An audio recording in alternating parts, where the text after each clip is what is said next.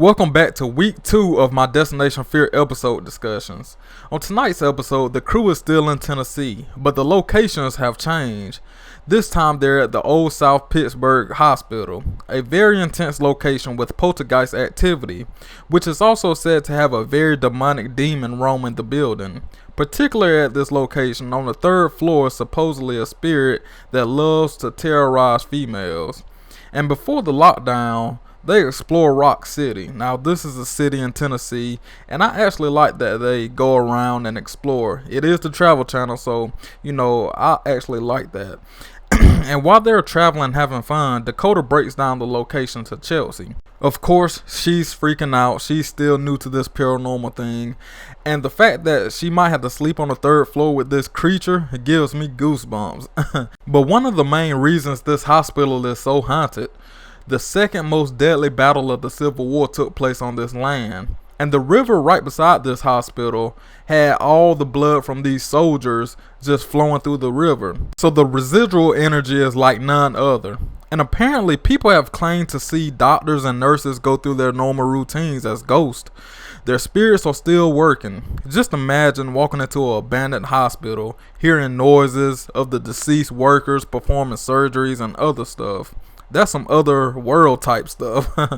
And get this, one of the witnesses claimed that she came in contact with one of the doctors. She was on the 3rd floor with her child, and she said that the doctor came in and talked to her, and this doctor comforted her and her baby. But the only thing is, it was a ghost.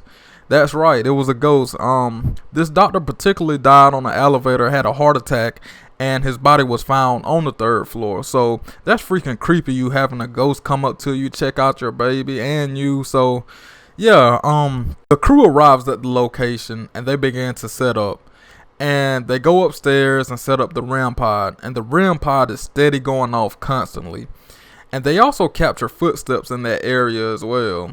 But while Dakota is on the 2nd floor, something was physically thrown at him and Alex. Then Chelsea and Tanner captured a mist on the Polaroid camera, so a lot of activity is going on. And then the time has finally come for Chelsea to go to the 3rd floor. And boy, I'll tell you, she's a trooper. She definitely didn't want to go to that 3rd floor. But as she's browsing through, a big sound and vibration happened. She's so freaked out, and she went outside to get some fresh air. And as time goes on, the crew set up camp and try to go to sleep. And this time, Dakota is on the 3rd floor. But as everyone is sleeping and resting, they all heard the same loud noise. And later on, it seems like Dakota heard some type of growl. Then Alex heard a big noise. And boy, I'll tell you, it seemed like every time the camera would pan off to Alex, he was sleeping good. Like nothing was affecting him. He must have been exhausted that night. But overall, I really did enjoy this episode. The vulnerability of the crew is why they capture so much evidence. And Tanner and Alex are a little bit more solid with holding their own.